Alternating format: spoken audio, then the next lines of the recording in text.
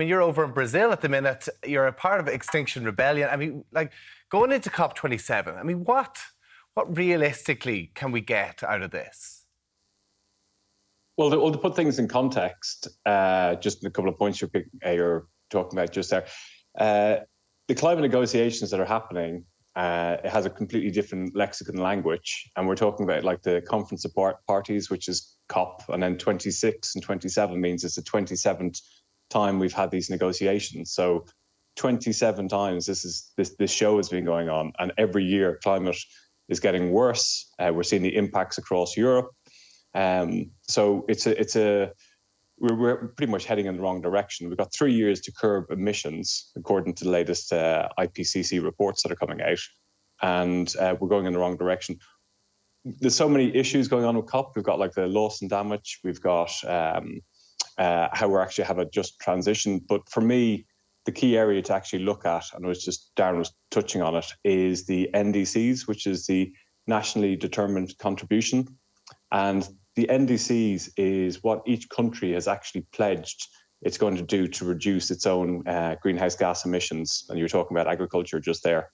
Ireland, naming and shaming, like 2020 was pretty much the worst country in Europe, not keeping any of the commitments. 2021, they put an action plan into place, which is great. So the NDCs is like each country having a plan. It's like you need to lose weight. So you join Weight Watchers and everybody says, I'm going to pledge to lose this amount of weight. And on a global scale, we're talking about each country is saying, we are going to reduce our greenhouse gas emissions by this amount.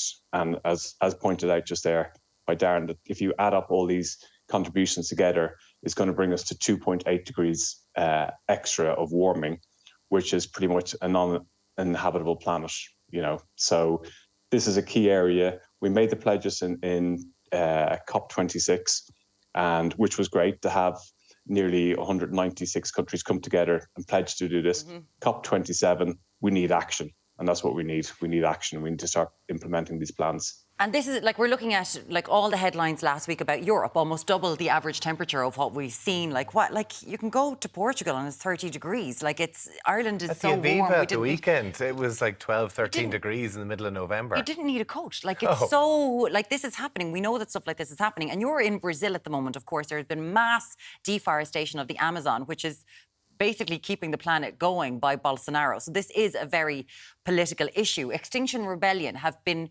making these sort of, you know, kind of stunts, essentially. And we've seen that, like with people going into museums and throwing stuff on paintings and not doing any damage whatsoever.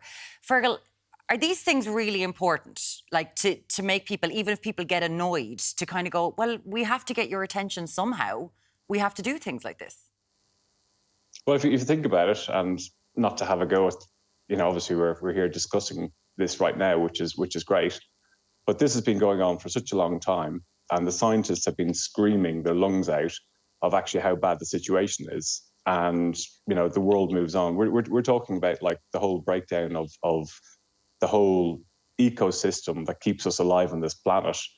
So for the fact it's not being talked about, you know, that's why people are taking to the streets. That's why scientists are getting arrested, teachers are getting arrested, ordinary people are getting arrested, because people who actually take time to actually understand the situation we're in, realizing we're actually going in the wrong direction.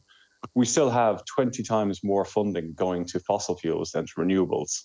You know, we've got, like, as you said, you just mentioned about fracking, allowing fracking licenses, the UK government is allowing new oil and gas. And we're told by the UN and all the scientists, we can never, ever have any more oil and gas investment in infrastructure ever.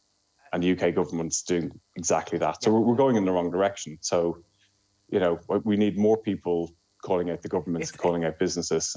It's so frustrating, and so, I'm sure, for yourself to try and, you know, we're trying to do the right thing here. But then when you see the likes of Rishi Sunak, he pretty much had to be strong-armed to go to this COP summit. You know, if the politicians aren't leading from the front in this, then, well, where does it leave the rest of us? Yeah, I think that's a really fair point. Like the idea of being strong-armed to go to a conference on climate when the world is in turmoil is unquestionable. He should have been there. But I think when it comes to leading by example. There's a couple of issues with that. I think Ireland as well, it's not just a case of going to a conference and representing your country at this. It's what happens after the conference. And actually, you have to do something and come back and actually do something. And I think it's a point Fergal touched on. In Ireland, we've a national climate plan to reduce emissions by 51% by 2030. And that's in legislation. We're legally bound to do that. Last year, our current roadmap, we've assessed for what it will take or what we will get to based on our current roadmap of all the ambitions. If we said we do everything that's in our current ambitions, and it will only get us to 28% of that. So it's fine in saying that, yes, we do this, but actually it has to be followed up by action. And Rishi Sunak going or not going is kind of, it's an elephant in the room. It doesn't really make a difference if he's serious about doing something when he comes back. And I think that issue versus actually doing something is much more important. We're not even getting onto the fact that we're now in Yemen. It's been over a decade of a famine, but what's happening in Africa, Horn of Africa, mass famine is happening there. Millions of people are absolutely starving. And in the 80s, that would have been on the TV all the time, but it's not now. It's mad what's happening. Do you care? Does this something that impacts you, that you think about what's going to happen to the planet after you're gone? 0896 111 111. Dr. Darren Clarke from DCU, thank you so much. And Fergal McEntee from Extinction Rebellion in Brazil, thank you so much for getting up early for us, Fergal. We'll talk to you again very soon.